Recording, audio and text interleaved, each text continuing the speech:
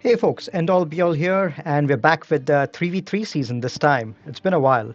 I haven't been recording as many frequent videos. As of last season, I've been toning down the number of videos that I've been recording, just because some of the more less interesting matches, there's no point recording a video because I'll just be repeating my thoughts over and over again. So I'm reserving my commentary for those really interesting videos against good opponents or when I'm facing some good defenses that I have to struggle against. Those are the kind of videos that I think are more interesting for me to record and are more interesting for you guys to view as well. So I'm going to be limiting myself to about one recorded commentary video a week, similar to what I was doing last season as well. So for this week, this video that I'm recording is one of the finals against Lexi. But before that, a quick recap of my previous two matches. My first match of this week was against Magai. And I one-shot his board for 31-61, and he couldn't clear the back zone. In fact, he only attempted one team. Four teams he couldn't clear. So that was a good outcome. The second one was against Hoof-Hearted 1, which he was only able to clear one zone of mine. Struggled against my executor. He'd kept his own executor on defense, which I one shot. Struggled against my executor and struggled against my front zone over there as well. So that was a good outcome as well. 31-50, not as much as the previous battle, but still one shot all of his zones. Now, my current opponent is Lexi from a French guild, Les Flammes d'Andorre. Really good lifetime banners, 936k, which is why I thought this will be an interesting match to record commentary for.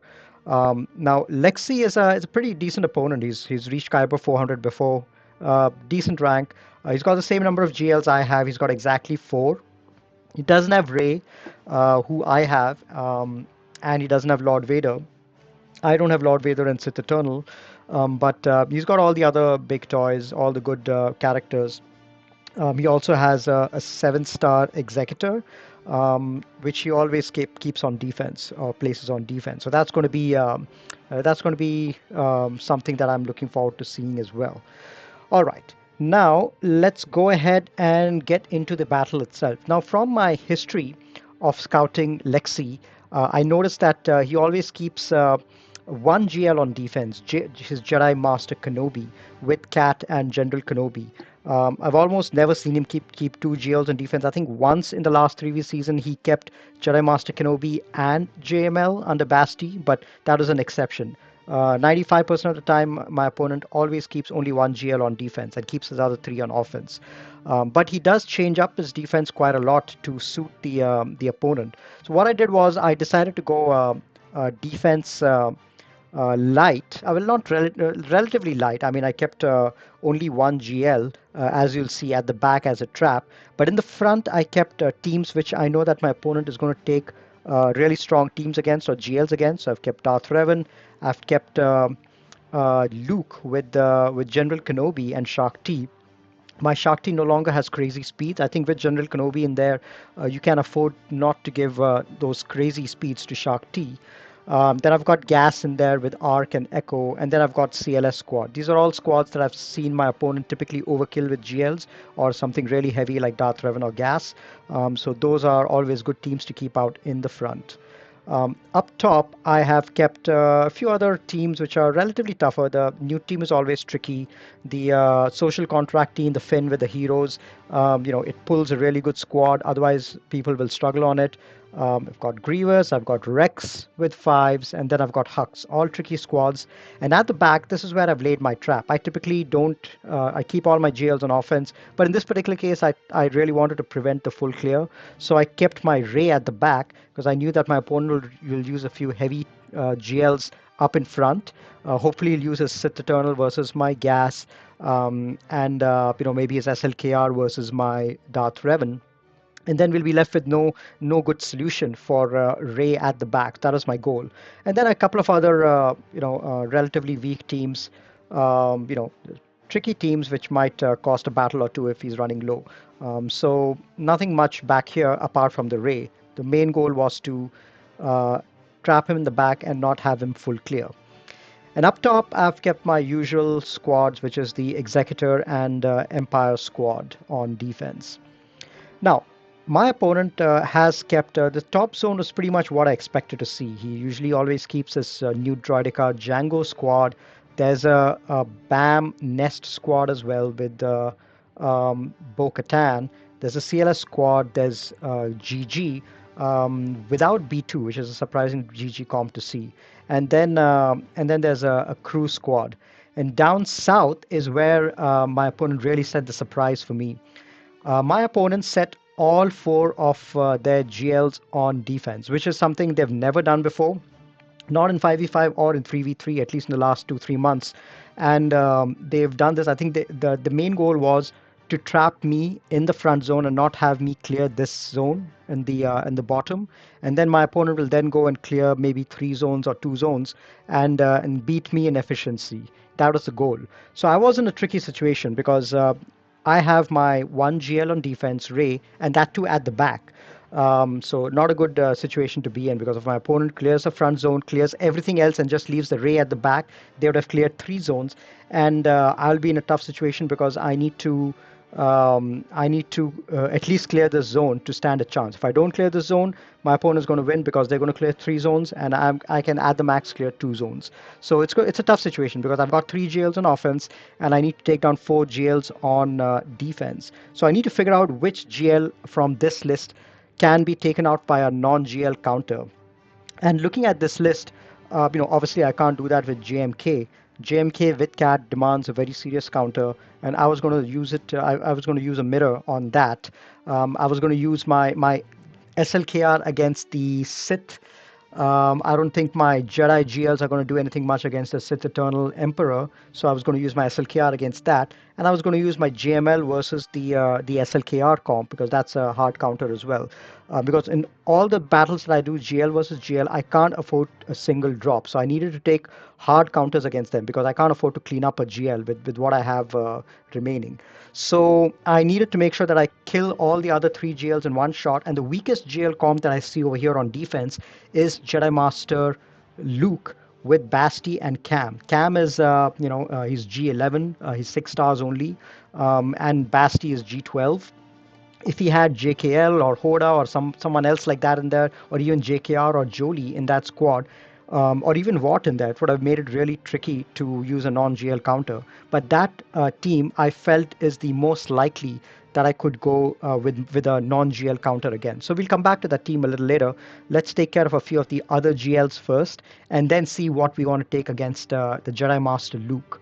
Even if you have to multi-shot it, it's perfectly fine. All right. Now, against the cat team and JMK, the cat is about 335 speed. So I decided to take my own Jedi Master Kenobi with cat and R2D2. My cat is faster at 360 something. So the usual way that you need to do this is you pass the Shien to um, yeah, what was I doing? I think I was trying to save my, yeah, I'm trying to go after cat and apply healing immunity or stun. But yeah, so now with the Shien, you pass it back to R2D2 so that R2D2 goes immediately and steals everyone except for Jedi Master Kenobi. And Jedi Master Kenobi is not going to be taken out by Cat, so then you still have all 3 of your characters. And here I made a mistake. I think what I was trying to do is I was trying to get to my ultimate and take out Cat before, so that with my what I was trying to do over here is trying to go after. Trying to get to my ultimate as soon as I can, even at the 50% mark. And then when I'm able to ignore the taunt from Kenobi, then I go directly after Cat and take out Cat from the enemy team. And then I'll just have the 2 Kenobis left to take out. So there'll be low damage. So that was my thinking. So now I go into ultimate only at only the 50% mark. And then I'm able to ignore taunt now. So I target Cat, take her out. Now all of the bonuses which come with her are no longer there.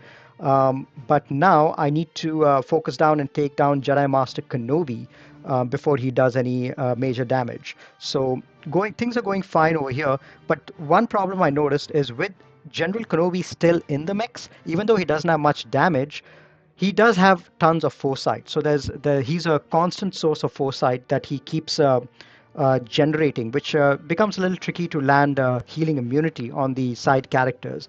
So I can't land stuns, I can't land healing immunity, and I'm trying to get through the General Kenobi as soon as I can, so that I can then take out Jedi Master Kenobi when he is left. Now, one problem is, the stealth of R2D2. It gets dispelled because Jedi Master Kenobi, whenever he has the high ground, he dispels stealth. So I was hoping to hide everyone except General Kenobi, but as long as the enemy Kenobi is on is has got his um, high ground, the stealth is completely useless. So that was one oversight on my part. And secondly, this guy, General Kenobi generates tons of foresight, like I mentioned, and he also gets retribution on himself and on General Kenobi, Jedi Master Kenobi, which is a big problem because especially when the high ground is there, every time that he has retribution and he attacks back, as long as General Jedi Master Kenobi also has high ground, he also attacks back on that. And you can see over here, my cat is in a really, really weak situation because she was almost taken out. I luckily was able to put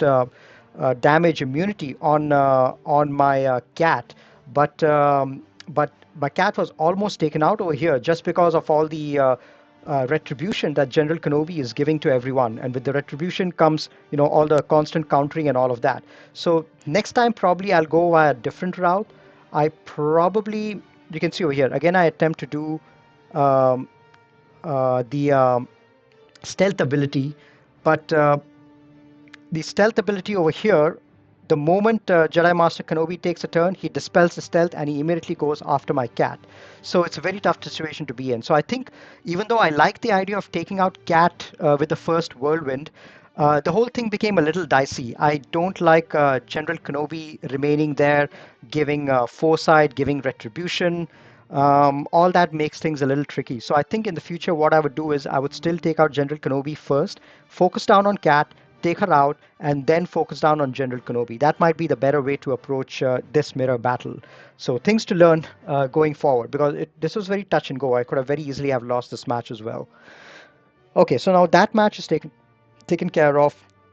Now we can go after Supreme. You can use our Supreme Leader Kylo Ren against the Sith Eternal to take it out.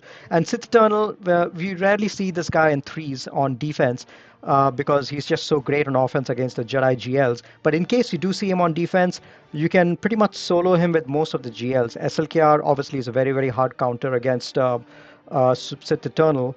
But even Rey can solo him pretty well in a 3v3 situation. And not really very sure about Jedi Master Kenobi. He might have enough damage to punch through, especially if he gets the high ground. I think he'll be able to ignore the protection on Sith Eternal Emperor, and Sith Eternal is never going to reach his ultimate. So I think even Jedi Master Kenobi can probably solo him.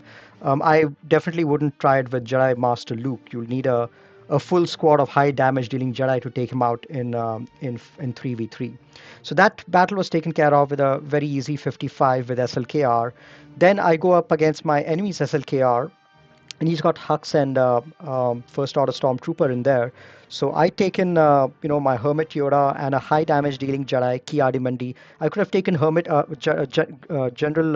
Grandmaster Yoda as well, GMY. He also has tons of good features over here that you can use against SLKR. But over here, the main thing that you want to do is you want to reach your ultimate as soon as possible, or at least try to use abilities which don't cause them to hit back, to counter back. So you can see over here, I've taken out the First Order Stormtrooper. Now it's a high damage SLKR, so he's already gotten through my JML's protection. So I need to get the protection back because I need him to be taunting. So that's what I do over there, and then I give the I get rid of Hux, and now it's just a question of burning through Supreme Leader Kylo Ren with tons of damage. And you can see over here, I've reduced his cooldowns, I've applied ability block, and with this one hit, I should be able to take care of SLKR. So with the JML, you need one healer like Shakti or Hermit Yoda. You need one high damage dealing Jedi like Cam or GMY. Or GAS or JKL. Once you have this combination 3v in a 3v3 scenario, it should be pretty easy to take out SLKR. All right. Now we need to figure out a non-GL counter. I already exhausted all three of my GLs in the first three battles of this match. So now there's no more room for me to overkill anything else. Now we need to come up with a non-GL option for this JML. Now, looking at the weak side characters, I felt that the best option for me would be to take in Jedi Knight Revan. With Jedi Knight Revan, you can because the enemy is a GL, he's going to go before me and he's going to apply his efflux with the ability block on everyone. But with Jedi Knight Revan, I start with the tenacity up. So that's going to prevent my whole team from being ability block and neutered right at the beginning. So that's number one advantage of going with Jedi Knight Revan. Second advantage of going with Jedi Knight Revan is, and I was thinking of going with Jedi Knight Revan, Jolie, and Grandmaster Yoda. So the second advantage of going in with this particular comp is that Grandmaster, you've got a few forms of savior over here. You've got obviously Jedi Knight Revan's lead. So even if JML manages to kill someone on my team, they have one life in the form of savior. And secondly, I've got Jolie in there who can revive in case someone dies after Savior is triggered as well. So a couple of things going on over there, and which is why I need Jolie in there as well. Grandmaster Yoda is extremely critical to this plan as well, because Grandmaster Yoda, he gains tons of turn meter on his basic every time he attacks someone with more than 50% health. So he's going to be going constantly. And he also applies foresight on everyone. And JML also gets completely neutered when faced with tons of foresight. He won't be able to land efflux, won't be able to land ability block or any of that stuff. So the foresight from Grandmaster Yoda is extremely key when you want this comp to work. So the very first thing that you need to do, and when you're playing this kind of a battle, is you need to take out the side characters, because you want to prevent. There you can see over here the Jedi Master Luke did his efflux, but all of it got none of the ability block landed because there was tenacity up from JKR. Now, the thing that you need to keep in mind is you need to take out the side characters as soon as possible, because the only way that this guy is going to get to ultimate is if there are any Jedis remaining to use that his lead ability to call assist with other Jedi. So if I'm able to take the two side characters out before he goes into ultimate, I stand a much better chance of winning this battle, or at least getting it in a state where I can double shot it with something else. So that's what I do over here. I go after the weakest character, Ki Adi Mandi. I go ahead and attack him, his GML's version of Savior has been triggered. This guy's not doing much damage since he's only G11. But I'm trying to, one big hit from Yoda is able to take him down. And you can see my Yoda is taking tons of turns. I get rid of that daze because I need to be able to call him to assist. And there you go. So there's one savior which has been triggered by JKR. Now I can't afford any more saviors to be triggered. So I'm just waiting for the there you go, foresight, and then I'm able to deflect the efflux, and now I'm able to mark Basti and go after her. His ultimate meter is still at the halfway mark, so I just need to make sure that I can do what I can to get rid of Basti as soon as I'm able to. And with that, I'm able to get it done before he's able to reach his ultimate. So I'm in a good position. So even if I lose this battle now, I can go in with another team, a non-GL team, and one-shot this guy. But I'm trying to see if I can at least take this down as much as I can. So as you can see over here, GMY is taking tons of turn because of all the assist abilities, which allow him to gain 33% turn meter on his basic. And with all these guys calling assists all the time, and with Grandmaster Yoda taking those bonus turns, I'm able to use the JKR's lead ability almost every single turn. It's pretty amazing, and I'm able to spam the foresight ability, and I'm able to spam the call ability as well. So I'm doing a pretty decent job over here. He's not able to get much damage done on my team. I no longer have to be wary about using Jolie's revive abilities, because there's not enough damage left with just Jedi Master Luke. Even though he's R7, there's not enough damage left for him to take out any of my characters. So I can I can take my time. I still have about 2.5 minutes. I can take my time, focus him down, and try to get him. And the good thing about it is his efflux. It actually does a lot of damage if it lands and is able to heal him back up. But in this case, because I've got foresight, that does not that prevents all of the healing. So any health steal that he has that comes from the damage that he does from efflux, all of that is prevented because it gets whiffed against the foresight that Grandmaster Yoda has. So this particular team is a relatively cheap counter to JML squads. It can take out a few tougher JML squads as well. This one obviously had a G11 cam, but even a few tougher ones will do a decent job against if you take JKR, Jolie, and Grandmaster Yoda against it. Other teams that you can take against JML would be GAS with 501st. Those sometimes do a decent job, especially if there are high buff dealing Jedi like Basti and all in there. Another team which can do pretty well in threes is Darth Revan with Malik and Basti. Those sometimes, with some comps, they have decent amount of success as well. But in my case, since both my Gas and Darth Revan were on defense, this is the best option that I could come up with to one-shot this particular squad. Even if you're not able to one-shot, even if you're able to take out the side Jedi, you can always come in with other Jedi, other teams, and take just a single JML squad out. All right, so now all 4 GLs have been taken care of. The front zone is done. Let's see what we have at the back. My guess was something relatively weak, and we did have something relatively weak out there. There's really nothing much over here that we need to worry about. A couple of tough teams at the top that we need to take out before we can worry about the back. So that's what I do over here. I don't have my JTR is without R2D2, so I can't use that counter against CLS. So I decide to just use my Han and Chewie. This is the toughest squad left, and I can afford to spend Han and Chewie over here. And I have a really fast Thrawn. So Thrawn actually does a really decent job against this squad because you can immediately fracture someone and use and take the other guy out.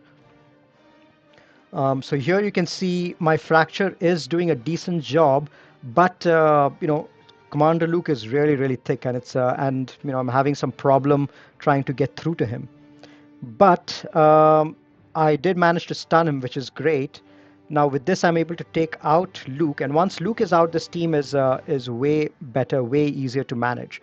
And the good thing about Thrawn lead is that you can cycle back to his fracture really, really fast. So that's what I did over here. I cycled back to his fracture, was able to fracture Chewie once again, and then pass the turn back to Han to finish it off for a cool 53. So Thrawn lead is a really good option. It's been gaining a lot of popularity against CLS squad. A lot of people use Gideon and Stormtrooper against it as well. So a lot of and I think I've seen some people use Thrawn with Vader as well against that particular squad. So a lot of different options that you can use, but Thrawn is shaping up to be, just because of the turn meter synergy on debuffs, Thrawn is shaping up to be a really decent option against the CLS squads. All right, now let's get to the other ones. Yep, so for the Grievous squad, I take my Padme in here, and because my General Kenobi was on defense with Jedi Knight Luke, what I've been doing in threes is I've been substituting my Wrecker to go with my Padme to take against Grievous or other squads like that. So Wrecker is great. I mean, he can he can taunt, he can regain his protection, and he does a decent enough job in the Padme team. I mean, you can see over here he can gain Furious, and once he gains Furious, he also if he gets attacked, he can also taunt. So here you can see he's got his taunt on. So I'm he's not. The enemy team is not even able to get through my bonus protection, which is great because his health pool is so large that it takes a long time to get through the bonus protection. So Wrecker is a really good partner to have over here in this particular squad. Because in threes, what I like to do is I like to use the other 3 Bad Batch characters together. That's Hunter, Tech, and Echo together. I think they do a really decent job. So Wrecker is anyway free, and since I'm using Kenobi elsewhere, this is a really great spot for Wrecker to be in as well. And usually I end with 51, but Wrecker has got an ability to recover protection as well. So sometimes I end with 52 as well, which is a good enough option. So you can see over here now, I've gotten rid of the side characters, and now it's just a question of making sure that I get through General Grievous in this next turn.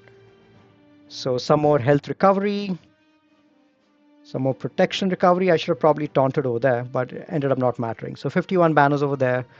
Padme against Grievous is usually pretty standard, especially in this case since there was no B2 to dispel the buffs. It's a very straightforward match.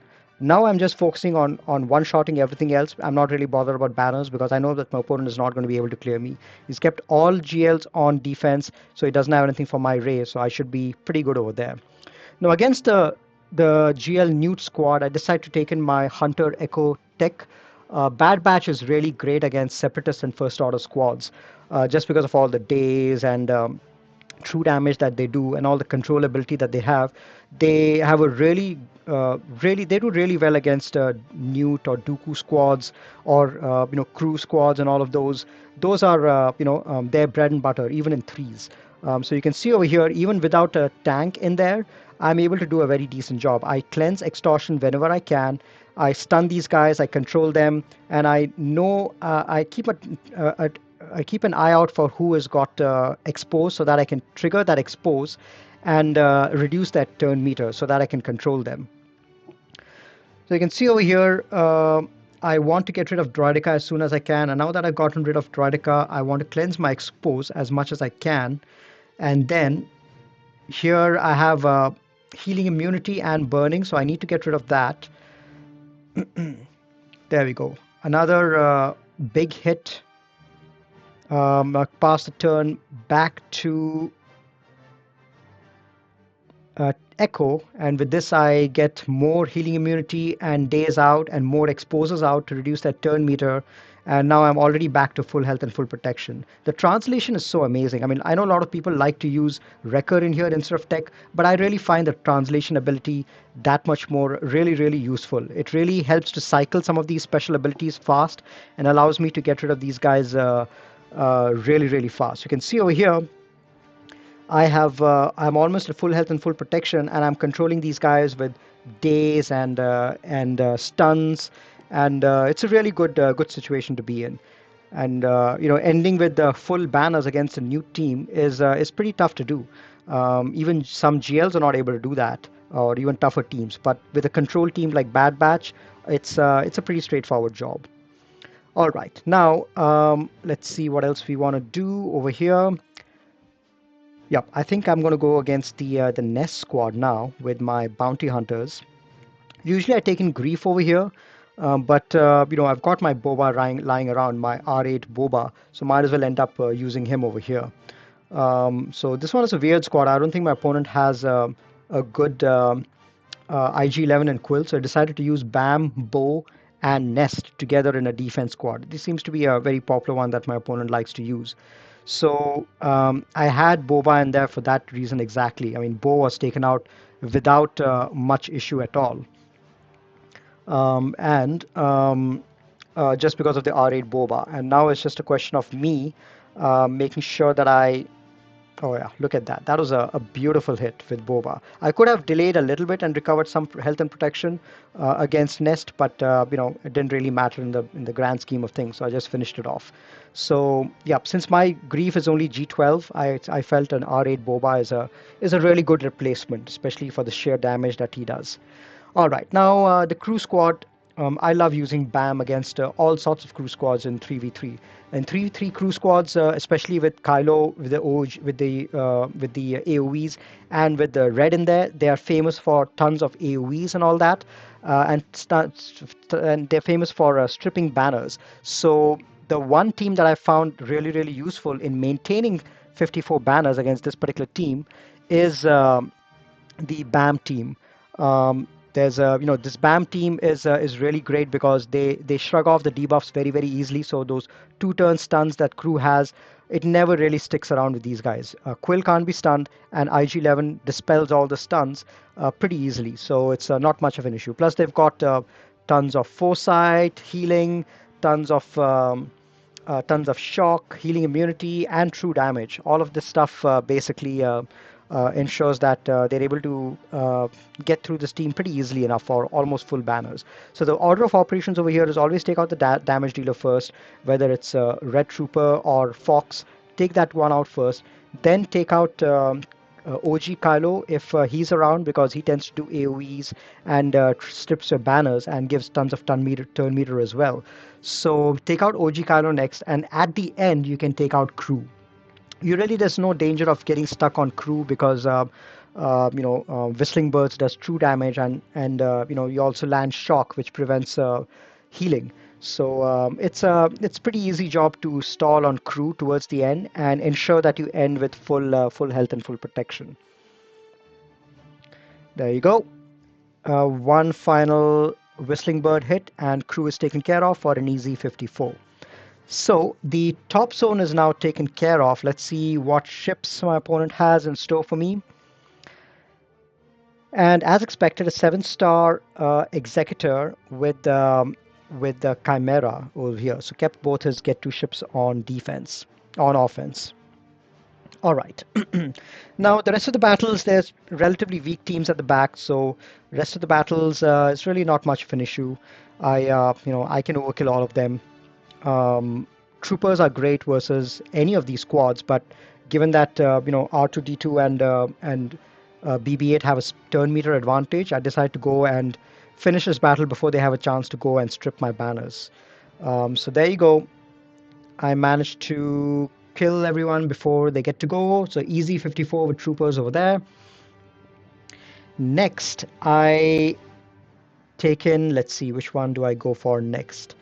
This is a good battle. So I use Stormtrooper Han against the Marauder squad. Now, Maul with Marauder and Dooku, this seems to be a pretty popular squad in threes, especially because people have R7 Marauder. He tends to do tons of damage and can easily strip banners and can surprise you. And this team can be a little annoying to take out just because of the evasion that they have. There are a couple of good things about this team, this counter against this team. You've got Stormtrooper Han, who gets tickled by all the hits, even the big hits from Marauder. He just gets tickled with it, and he he recovers back to full protection in no time at all. Wampa in there, especially my R7 Wampa, even though he doesn't ignore defense anymore, his basic can't be evaded. So all of the evasion that these guys have with Maul lead, all of that is completely useless because Wampa will just go and hit them regardless of anything. Plus, the Sith Marauder gets tons of defense because of all the buffs on my team, and he can be a little problematic to take out. But Wampa ramps up in damage, so that is not an issue for him anymore. So you can see over here his basics are only causing half of 50% health loss on Marauder just because he's so tanky. But as Wampa ramps up in damage, that becomes more of a non-issue. So I'm trying to take out Count Dooku first, so that he doesn't irritate me anymore with stuns and healing immunity and all of that other crap. And then I land my focus on Sith Marauder and try to ramp up damage with Wampa to take him out. So again, this is another one of those squads which is one of my favorites to end with full 54 banners. You can use this against Geos as well. Anything with single target attacks without AoE attacks, which require to just pounding them down on Stormtrooper Han. All those are attacks simply get shrugged away with this particular team. Geos, Mon Mothma, all those are great options to take this particular team against. And any other team which doesn't have any AoE or which requires ramping damage, like in this particular case, Sith Marauder. He it's difficult to take out. He gains back tons of health, but with a Wampa with ramping damage, he can take care of Sith Marauder with no problem at all. So you can see over here, Marauder is almost back to full health and full protection, but Wampa with ramping damage is able to take care of him no problem at all. And with 53 over there, let's see what else I use. Okay, then I can use my Vader squad against the Jedi squad. Vader and EP both have got great anti-Jedi synergy, so this is a great squad to take against that. There's really not much threat in the squad apart from Ayla. So what I'm doing over here is I'm going into Merciless and trying to take care of Ayla as soon as I can. So, yep, that guy is gone, Qui-Gon Jinn. And now a quick hit, and Ayla is not yet gone, but we are cycling our turns fast enough, so we should be able to take care of Ayla in the next turn. Quick stun from EP. Ayla got taken out before she got a chance to go. And now it's just a question of taking out Mace. So yeah, just because these characters are relicked up doesn't mean that they're good on defense. I can think of a few other teams which can be more problematic than this one on defense, even if they're not relicked up. So just because they're relicked up, they're really no guarantee that they're going to cause any problem for your opponent at all. All right, now the Phasma team, again, it's a B-level team. It's nothing problematic about it. So I just taken my Rey. There's no R2D2, so I just taken my Scav Ray for that extra damage boost, and just try to get through it. So biggest damage dealer is First Order Executioner, so I take him out as soon as I can. And now these other two characters don't have much damage, so it's should be pretty easy taking them out.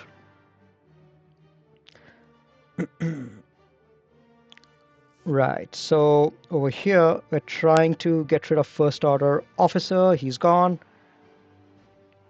And now just Phasma left. And I'm doing a decent job in controlling, and we don't really need to wait for anything to recover banners. So a little bit of banner lost on Scav, but that's fine. All right, now final team. I've got plenty left. I've got my Basti squad, I've got my crew squad, I've got Geos, I've got Night Sisters, tons of, and I've got Mon Mothma as well. So tons of teams on offense. So despite having to take down 4 GLs in the front, the rest of the teams really weren't that tough. To take out. My B teams or A minus teams were able to do a decent job against them. So one final squad at the back over here. And because this team has got tons of thermals and all of that, I decided to take in Basti lead, just with the bonus protection that these guys have. I would be able to have a decent chance of ending with full health and full protection. Because even though thermals are landing over here, and tons of thermals are landing, I am able to, the bonus protection is what takes care of the thermals. Now it's just Dengar left to take out. I still have bonus protection on all my characters. My main damage dealer in this particular case is Ahsoka. So I'm just giving her all the buffs from Basti and making sure that she gets what she needs to take out the other characters. And there you go. Pretty straightforward 54. So the character zone has now been taken out, and I calculated the average that I got in my character zone was 53.2. So this I realized was a good point to leave the battle for a little bit, because my opponent would see this and would be under pressure to one-shot my board, because 53.2 average out of 54 in the character zone is going to put tons of pressure on my opponent, especially since there are a lot of tough teams out front. JKL, Darth Revan, Gas. And without any GLs of his own, there's a really tough job to get that kind of an efficiency against my defense. So I didn't want to attack the Executor zone yet, because I didn't want to fail and give my opponent hope. I wanted to wait till they go and then take care of the Executor battle. So I waited till the last 20 minutes. My opponent did not attack me at all. I think he just gave up probably. There was 0 battles on both my top zone and bottom zone. So I think my opponent probably saw that he had no hope of winning and decided to just give up, which is a little disappointing, because I've seen my opponent's history. 940k lifetime banners, almost always full clears. It's very rare that I've seen them not full clear. So for them to not even attempt a single battle, it was a little disappointing. I wanted to see how my defense would perform. But they probably, they had just one hope of winning, which was to stop me in the bottom zone and try to clear 3 zones to win. And when that didn't happen, they probably gave up and decided not to do anything at all. So now I just need to clear this. I mean, I've already won, 20 minutes left. So I just decided to clear them as best as I can.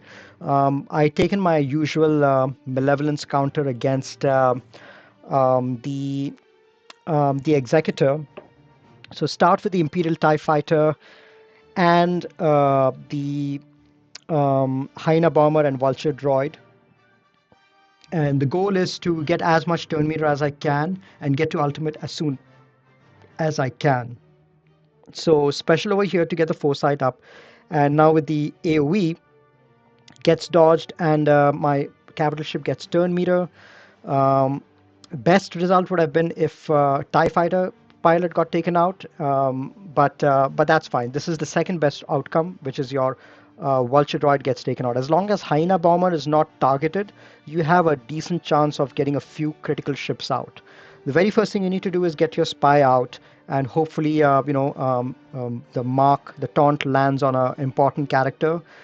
It's great if Mark lands on RC when there are buzzes on it, but in the absence of that, uh, Mark on Xanadu Blood is great as well because you're able to take him out like I just did. Boba did not come out in the first reinforcement. There's um, the IG-11 ship came out, or IG-88 ship rather came out. So now I'm just trying to bide my time, save my specials, and get to my ultimate as soon as I can and get Eben Hawk out. It's very critical to get Eben Hawk out because you need that chaff on the field to delay the ultimate from the enemy malevolence, the enemy executor. Because chaff is out, that means that the enemy executor is not able to apply target lock from their basics. And then I just need to make sure that my team survives long enough now to get to my own ultimate. Then I stand a decent chance. Now all of the ships are out. The second bounty hunter ship is also out, and unfortunately my Ebenhawk got taken out. The ideal scenario is Ebenhawk still remains behind, and I'm able to use the second special to do the chaff ability again, reapply chaff. That is the best possible outcome, but unfortunately that wasn't the case. So I still have a little bit of chaff on a couple of my ships, which is preventing the target locks from landing, which is great because uh, it's delaying the ultimate from my opponent, and I am able to get to my own ultimate. And now the priority is to take down Houndstooth, because if you allow Houndstooth to do a basic, he will cleanse the buzz droids and it'll become extremely difficult to take him out in this shot. So the first priority is, especially if you've got buzz droids on the Houndstooth, take him out ASAP. Mass assist, target him, take him out, and then you can take care of the other characters whenever you get a chance. So that's what I did over here. I got in Sunfac and I pointed at Boba's ship because I wanted him to get stunned when Sunfac came out. And once he was stunned, I then went and took out RC, and then took out Boba's ship, and now took out the other ship finally to end with a 52 banners. So this is a good outcome, but I was prepared to two-shot it also. I had my own rebels on offense, my first order, Radis. All of those would have been perfectly fine to double shot it as well. But I didn't need that. Now I just need to overkill the last ship, which is the Empire ship with Galactic Republic. I bring in my standard Galactic Republic squad, which is Rex, Y-Wing, and Jedi Knight Anakin. And I'm going to speed this up a little bit. It's a really unremarkable battle. I just try to take out as many ships as I can, and spread all sorts of debuffs. Get my own um, Plo first to dispel debuffs. Unfortunately, a lot of debuffs did get applied, but the advantage of having Plo in there is you can always apply taunt back on Y-Wing. Unfortunately, Shuttle came in and dispelled the taunt and gave my Y-Wing damage buff immunity as well. So it's taking a little more time than I thought, but it's fine. This is an okay enough battle. If Tarkin was there, these guys would have been doing more damage. But because Thrawn is there, they really don't have much damage in there. It's Thrawn is more of a recovery ship with some amount of damage towards the end. All right, so that was the end of this battle. You can see over here at the end with 16 minutes left. I one-shot my opponent's board for 3146. Lost a few banners, maybe 15 or so banners along the way, most of them in ships. And my opponent did not attack at all. So pretty good outcome. I would have definitely liked to see my defense tested, but first week was pretty good at an all-up level. I one-shot all three of my opponents, and they weren't able to clear me at all, or they didn't attempt me at all. So it was a good warm-up week. I really enjoyed it. Week two, I'm looking forward to having Maul in there. I've got a few ideas on how to use Maul in 3v3. Just got him unlocked today and got him up to G13. Need to figure out the best modding for him before tomorrow's lock, and need to figure out which teams he might fall best in. I might take him for offense for a few times just to test him out, see what he does well against, or I just might leave him on defense to make it my opponent's problem, one of those. All right, so that's it for me for now. Hope you guys are enjoying your own 3v3s, GAC seasons. I will catch you guys next week for when I see a good opponent. I'll probably record that match, but otherwise, don't expect many videos from me or expect infrequent videos from me. I'll catch you guys later. Take care and happy gaming.